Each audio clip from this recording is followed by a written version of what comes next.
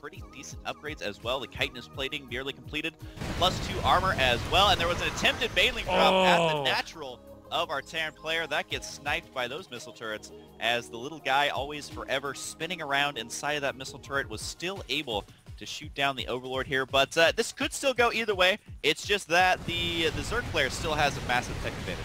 Yeah, Crazy Guitar needs to be careful. He's trying another baneling drop right here. The Overlord is a very, very low health. Oh, wow. That's a lot of gas that just got thrown away there by Crazy Guitar. Tempest Rocker nicely defended against those kind of drop tactics. He attempted to drop the right side as well, but only finds some Marines there as no expansion was up and running. He will now lift that off, but this kind of little play that he's been doing has been heavily revealed now, and we do see Tempest Rocker moving out the center, but he's going to have to be careful as the Zerg player does have all these watchtowers. Oh, Neural Parasite right here, and that was an absolute massacre in the center right there by Crazy Guitar. Yeah, definitely overextending his units there. They are going to get cleaned up here. Maybe able to kill off a couple infestors with these few remaining siege tanks, but after losing that, he is going to be at a supply disadvantage. Now, he only sent about half of his forces here, so he's still in a fairly strong defensive position. But now that he's taken that third base, that does leave yet another door for these Ultras to plow through.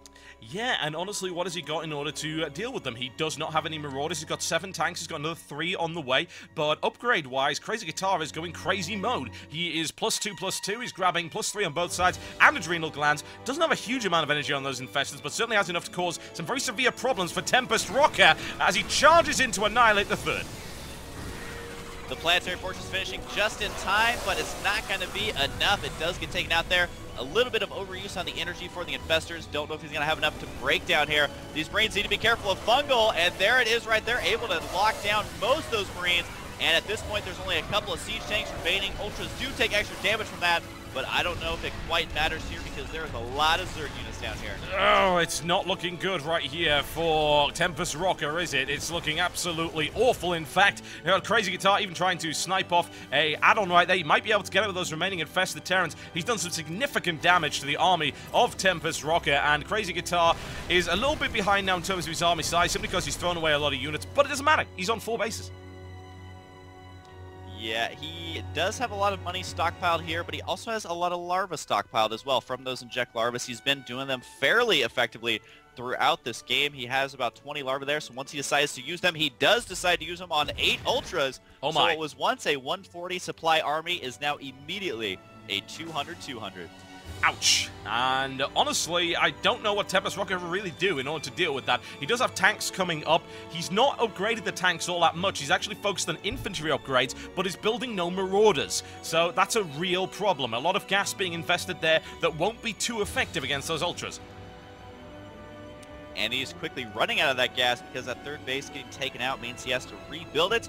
And that is going to take all too valuable time away as his army now sitting at 136. And the Zerg is just now maxed out, even working on a Spire. Very well could see Broodlords on the field as well. And there is an attempted drop in the top right side, but what is more terrifying than dropping on top of an Ultralisk? I cannot think of anything, so they do not have really that safe of a place to harass at all. Yeah, I wouldn't want to drop on top of an Ultralisk, honestly. It's the kind of ultimate buckaroo, I suppose, with the Marines. See if he can ride the Ultra to victory. I'm thinking no, it is not a Sandworm. And Crazy Guitar now trying to outflank that force in the center. Tempest Rocker is going to be caught completely out of position and undeployed. Oh man, the siege tanks did try to siege up there, but it was a few seconds too late for Marines trying to hold the line. But I think their chances of survival looking fairly slim here. Now, he did once again leave a bunch of tanks behind, so these Ultras are actually taking quite a bit of damage here from these tanks because, again, they do additional damage versus armored, but I just feel like this is way too much stuff. Here come the Doom Infestors as well. The Ultras sweeping in to kill the transferring SCVs, and there's going to be the GG out of Tempest Rocker. Oh, and he actually gave us a little heart right there out of Infested Terrans. I'm loving it. I'm absolutely loving it. What a very nice touch there by Crazy Guitar. That's kind of like the Huck Heart, only 10 times more deadly, as yeah, cool stuff there. So, I mean, not to brag or anything, but I feel like the guy I was rooting for ended up winning. Well, yes.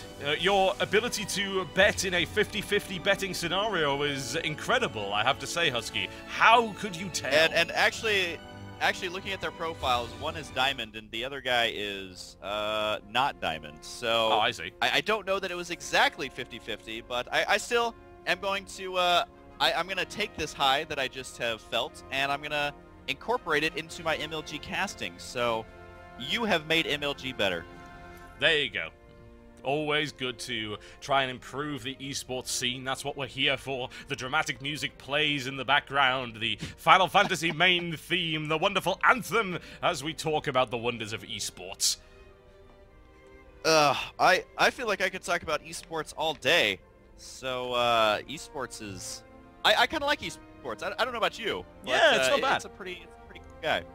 Yeah, it's okay. It's not terrible. I think that's a good idea as far as I'm concerned. I think we could do esports together. Esports sounds like a wonderful career path. If I told my parents 10 years ago I'm going to be an esports caster, they would have probably hit me with a broom. Oh, so true. But my parents are actually surprisingly supportive. I remember back when I was doing the YouTubes as I do, and I only had like 5,000 subscribers, and my parents were still like, "You should do that full time," and I'm like, "You guys are awesome," because most parents would be like,